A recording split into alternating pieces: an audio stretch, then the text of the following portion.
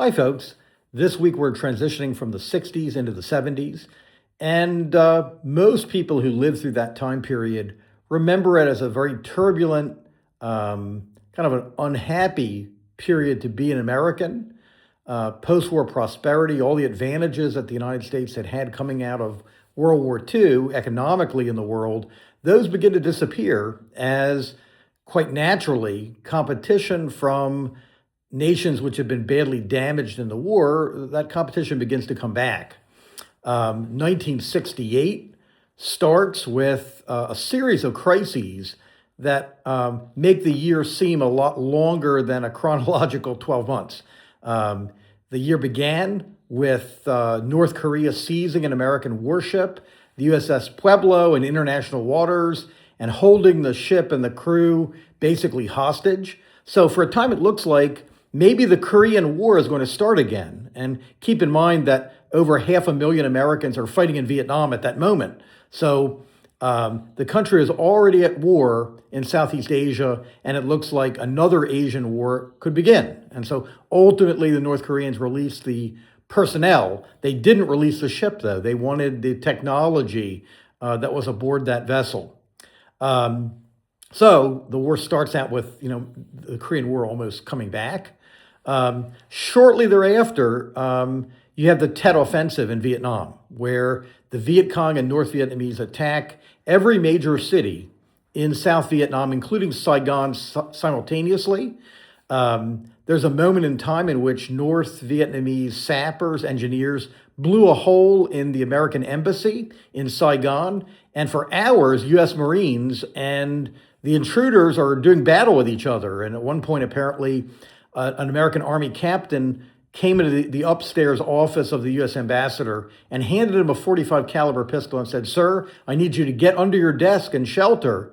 And if someone comes through that door and they don't identify themselves, you should shoot them, protect yourself, defend yourself, because it means that we're all dead."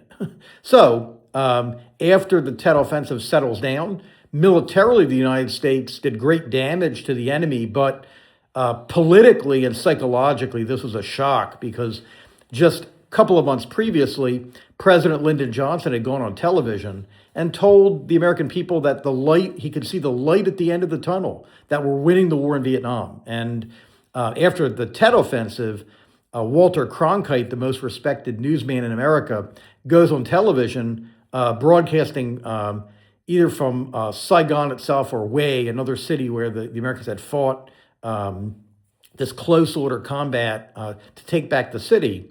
Walter Cronkite said that he saw no light at the end of the tunnel, that it was clear that, the Vietnam War was likely to go on and on and on. And so after that point, the majority of Americans no longer support the war effort. They want to get out. In reaction to the Tet Offensive, JFK, the dead president's brother, Robert Kennedy, who was at that point a senator from New York, announces that he's running for president as a Democrat to unseat the sitting Democrat, Lyndon Johnson, which usually isn't done. So Robert Kennedy decided that the country couldn't take another 4 years of Lyndon Johnson, and that he had to get into the race for the presidency. And so that's a big shock to the country that you had this kind of political rivalry now out in the open between Johnson and Kennedy. Just a few weeks later, Lyndon Johnson announces that he's not running for president. One of the most powerful politicians in the United States in the 20th century is now going home, basically. He's serving out his term and leaving. And so that's another one of these shocks. Then Martin Luther King Jr., the civil rights leader, is murdered in Memphis, shot while he's on the balcony of the Lorraine Hotel. And the country is, again, in a state of trauma. Robert Kennedy runs kind of a barnstorming campaign across the United States. People are treating him almost like a rock star. He's mobbed by large scenes of people who I think projected into Robert Kennedy their desire to kind of go back to Camelot, to go back to the Kennedy era when things were not so troubled. of course, Robert Kennedy himself is assassinated in Los Angeles after winning the California primary. So you have, you know, disaster after disaster, trauma after trauma hitting the country. What follows then is a long and divisive campaign. The Republicans are going to run former Vice President Richard Nixon. The Democrats run Vice President Hubert Humphrey, sort of a stand-in for Lyndon Johnson. The two men battle it out. And in the end, Nixon's going to win by a tiny majority. So we go into 1969 with the country badly divided, almost right down the middle. And Nixon's going to be a divisive figure.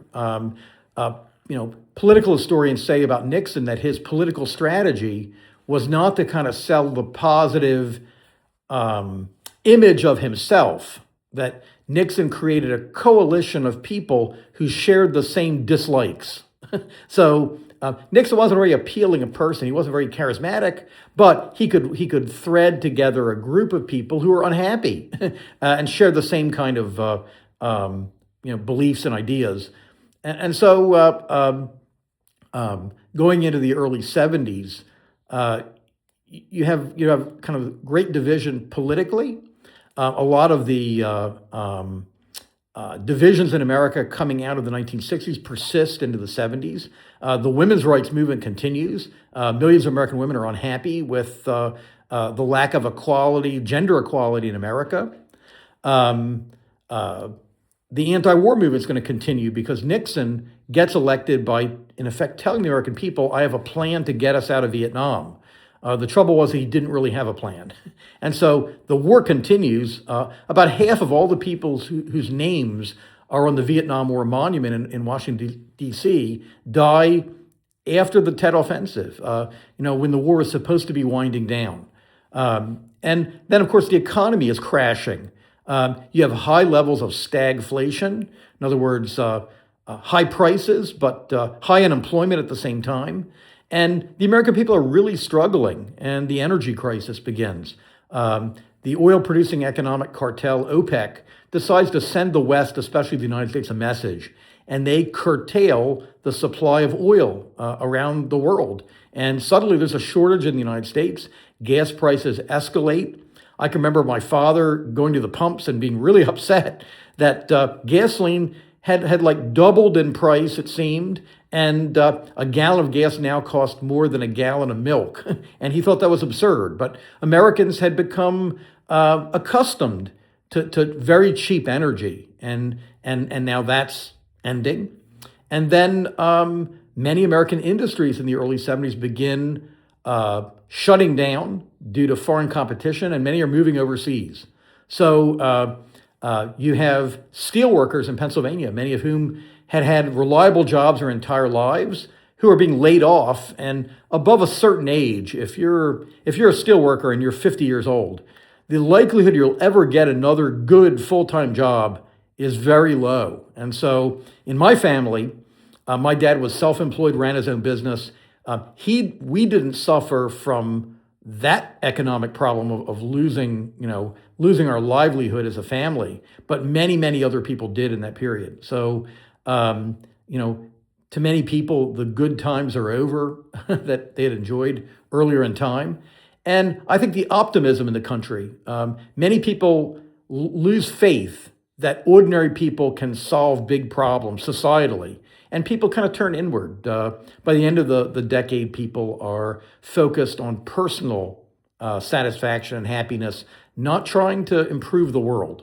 So that's a big change from the optimism of the Kennedy era. So hope you've had a good week, and I'll talk to you folks later.